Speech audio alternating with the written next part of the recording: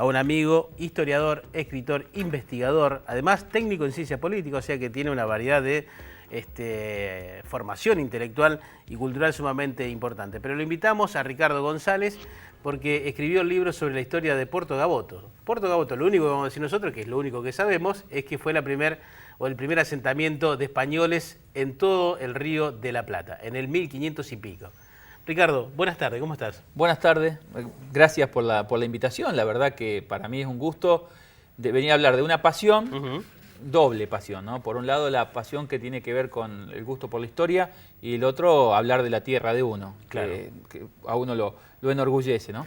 Porque vos sos de Puerto Gaboto, vivís en Maciel, que está muy cerca, pero sos oriundo de Puerto Gaboto, Sí, ¿no? Vos sabés que casualmente con respecto a eso yo tengo una idea que me parece que cada vez más compartida. Gaboto nace como una región, no nace solamente como un pueblo.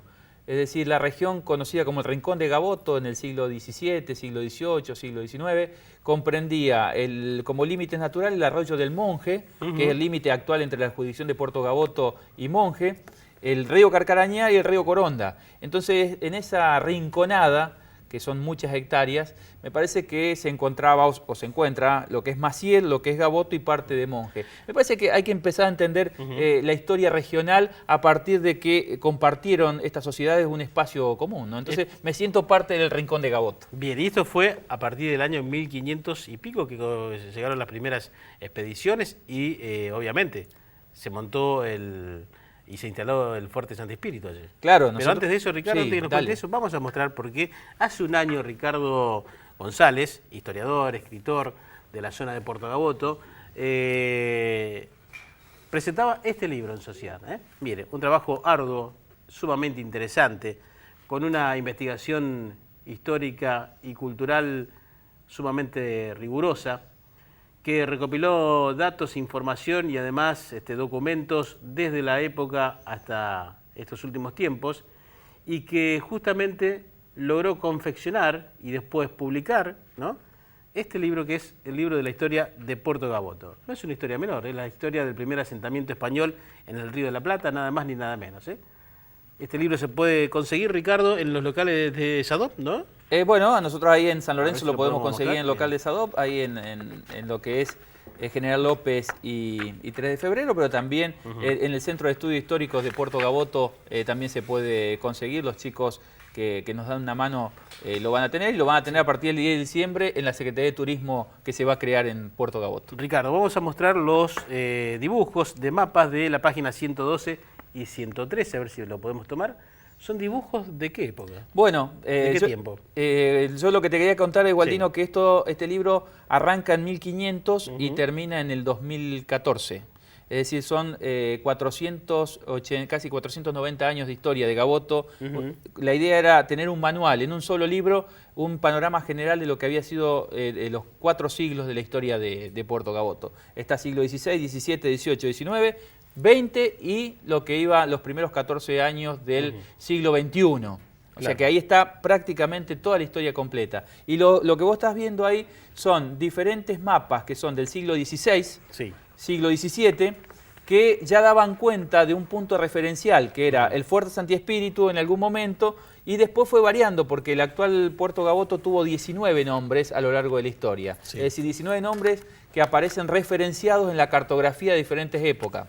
Cartografía jesuítica, cartografía también de los primeros conquistadores. Imaginemos que en el siglo XVI en Gaboto o en Puerto Gaboto llega Sebastián Gaboto en 1527, pero también la expedición de Mendoza a través de Irala y Ayolas también están en Puerto Gaboto. Jerónimo Luis de Cabrera, que es el fundador de Córdoba, Juan de Garay también está en Gaboto. Llega la expedición del norte de Francisco de Mendoza, también llega y se instala en un par de meses en lo que sería la confluencia del río Carcarañá. Por lo tanto, tenemos las 3 corrientes colonizadoras más importantes del siglo XVI que llegan a nuestro país, tienen presencia en Gaboto como punto referencial. ¿Quién estaba en ese lugar en esos tiempos? Bueno, nosotros tenemos la población originaria. Los pueblos originarios es Echanás, Timbúes, Caracaraes, Corondas y guaraníes que vienen bajando desde el norte. Pero ese sería el cosmopolitismo indígena de la región. Porque si bien hay una fuerte presencia del idioma guaraní y de las características culturales guaraníes,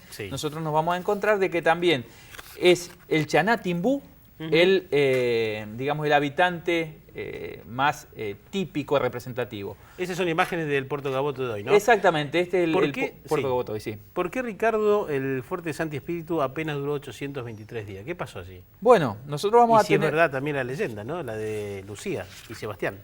Bueno, ahí nosotros nos vamos a encontrar justamente con un paso entre la historia y la leyenda, ¿no? Un paso entre la historia y la leyenda. Fundamentalmente el Fuerte Santi Espíritu se funda el 9 de junio de 1527 y es destruido el 10 de septiembre de 1529. Al principio hubo una convivencia entre los pueblos originarios y la expedición de Sebastián Gaboto, y hay algo que yo escribo acá en el libro que no fue contado anteriormente, que para mí debe haber sido uno de los detonantes de la destrucción del fuerte, que no tiene que ver con Lucía Miranda, sino tiene que ver con otra situación. Hay mucha documentación de India en este libro. El archivo de India fue exhaustivamente trabajado, porque este libro me llevó 20 años hacerlo. No 20 años. No es que fue 2 o 3 días, sino que una recopilación de mucho material que está fundamentado ahí.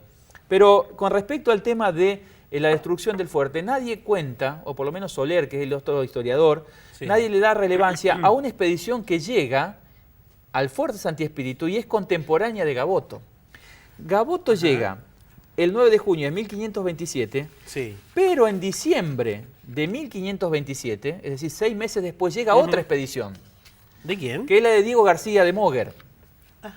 Yo te cuento rápidamente para que nosotros tengamos una idea. Gaboto, cuando firma las capitulaciones con el rey de España, él no tenía que venir a esta tierra. Su idea o su capitulación, su contrato, era seguir el camino de Magallanes, cruzar el estrecho e ir hacia lo que hoy sería China. Cargar especies y venir explorando la costa del Pacífico americano, sería hoy, o sudamericano. Esa era su misión. Bien, ¿y por qué termina allí entonces? Bueno, yo tuve la oportunidad de estar en contacto con otro historiador, un historiador brasilero que es de la isla de Itamaracá. ¿Sí? Christopher Celars, la verdad que un amigo. Y la isla de Itamaracá era el lugar donde paraban todas las expediciones que venían de España. Está en Pernambuco. En el nordeste de Brasil. Y un dato interesantísimo, a 200 metros del mar, hay un pozo de agua dulce. Por lo tanto, sí o sí paraban ahí porque las expediciones se reabastecían de agua dulce antes de continuar hacia el sur. Entonces, por eso Itamaracá es una zona central para entender las expediciones españolas de esa época. Como te decía, llegó acá Sebastián Gaboto cuando se entera en Brasil de que había náufragos de la expedición de Solís que decían y digamos habían transmitido la existencia de riquezas. Entonces Gaboto lo que hace es cambiar su rumbo e internarse por el río de la Plata. Esa idea. El viejo mito de las riquezas de las minas de plata y de oro. Exactamente. Tras eso viene Gaboto. Por eso Gaboto lo que va a tratar de hacer es rápidamente establecer una base militar como es el Fuerte Santi Espíritu, con un poblado que es el poblado de Santi Espíritu con 20 ranchos, y empezar una exploración río arriba y también por el río Carcarañá hacia el oeste, viendo dónde o cómo cubría rápidamente el territorio para seguir explorando y buscando las riquezas. El dato interesante es que quien sí venía para acá era Diego García de Moguer, que sale paradójicamente antes de España de Gaboto. La expedición de Diego García sí venía acá, venía al Río de la Plata. Este era su destino. Este era su destino. ¿Qué pasa? Cuando llega a las Islas Canarias se le avería una de las naves y tiene que parar a repararla. Gaboto para ahí, pero lo pasa. Por lo tanto llega primero. Y cuando se entera de las noticias en Brasil, ingresa al Río de la Plata. Por eso hay un pleito entre Diego García de Moguer y Sebastián Gaboto, porque cuando Diego García de Moguer llega en diciembre, se encuentra que hay un fuerte y que hay españoles, y que es Gaboto el que está.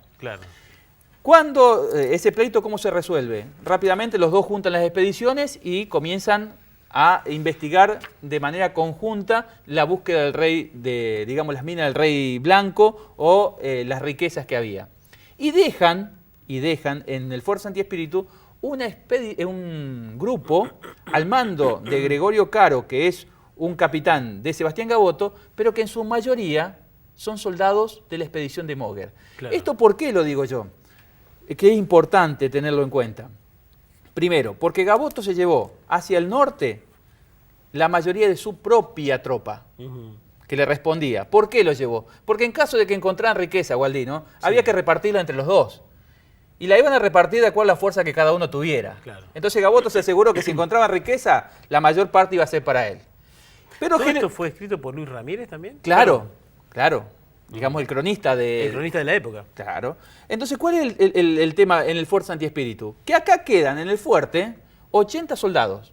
Sí. La mayoría son de Diego García de Moguer, Sí. bajo el mando de un oficial que era de Gaboto. Por lo tanto, cuando se cuenta en las crónicas y Sí. cuando se hace el juicio, dice que los soldados no le hacían caso al capitán. Que le decía, usted tiene que hacer guardia y no hacían guardia. Claro. Que le decía, usted no tiene que ir con las mujeres indias, iban con las mujeres indias. Que le decían, si ustedes no le roben la comida a los indios, y ellos iban y se los robaban. Claro. ¿Por qué? Porque hay una desobediencia, ya que no le reconocían como oficial Como al autoridad. oficial de Gaboto. Como autoridad.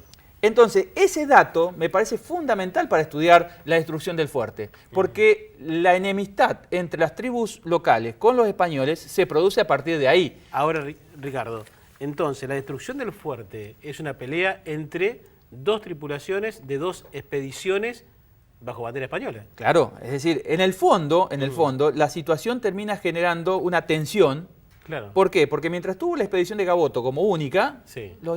las tribus locales colaboraron, traían comida, y después se empezó a ver un maltrato hacia los pueblos originarios por parte de los españoles, pero no de la tripulación de Gaboto, sino de la que llegó. Claro, la de Que, Moguer. claro, que estaba desmadrada.